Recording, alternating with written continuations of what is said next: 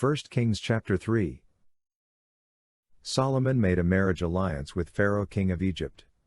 He took Pharaoh's daughter and brought her into David's city until he had finished building his own house, Yahweh's house, and the wall around Jerusalem.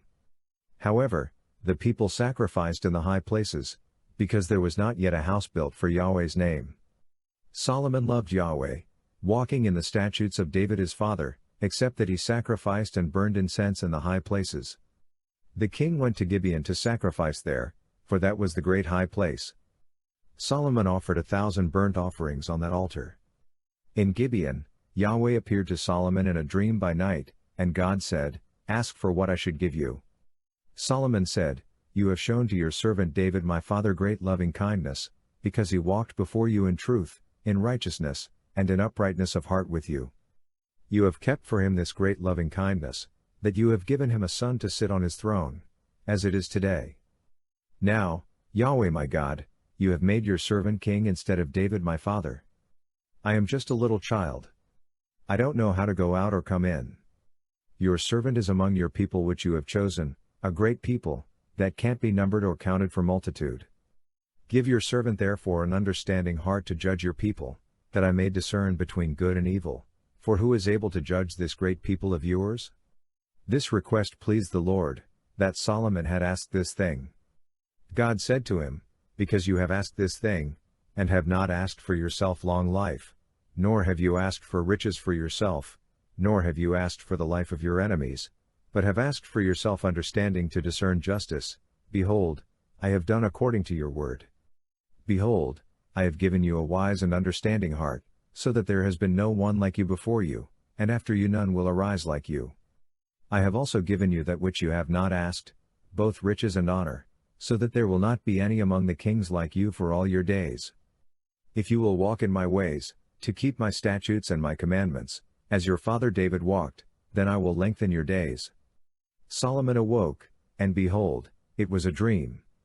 Then he came to Jerusalem and stood before the ark of Yahweh's covenant, and offered up burnt offerings, offered peace offerings, and made a feast for all his servants. Then 2 women who were prostitutes came to the king, and stood before him. The one woman said, "Oh, my lord, I and this woman dwell in one house. I delivered a child with her in the house. The 3rd day after I delivered, this woman delivered also. We were together. There was no stranger with us in the house, just us 2 in the house. This woman's child died in the night, because she lay on it. She arose at midnight, and took my son from beside me while your servant slept, and laid it in her bosom, and laid her dead child in my bosom. When I rose in the morning to nurse my child, behold, he was dead, but when I had looked at him in the morning, behold, it was not my son whom I bore." The other woman said, "No. But the living one is my son, and the dead one is your son." The first one said, "No. But the dead one is your son, and the living one is my son."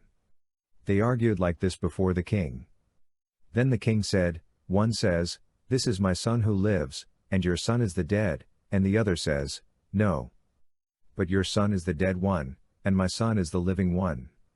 The king said, "Get me a sword." So they brought a sword before the king. The king said, "Divide the living child in 2, and give half to the one, and half to the other." Then the woman whose the living child was spoke to the king, for her heart yearned over her son, and she said, "Oh, my lord, give her the living child, and in no way kill him." But the other said, "He shall be neither mine nor yours. Divide him." Then the king answered, "Give the first woman the living child, and definitely do not kill him. She is his mother." All Israel heard of the judgment which the king had judged, and they feared the king, for they saw that the wisdom of God was in him to do justice.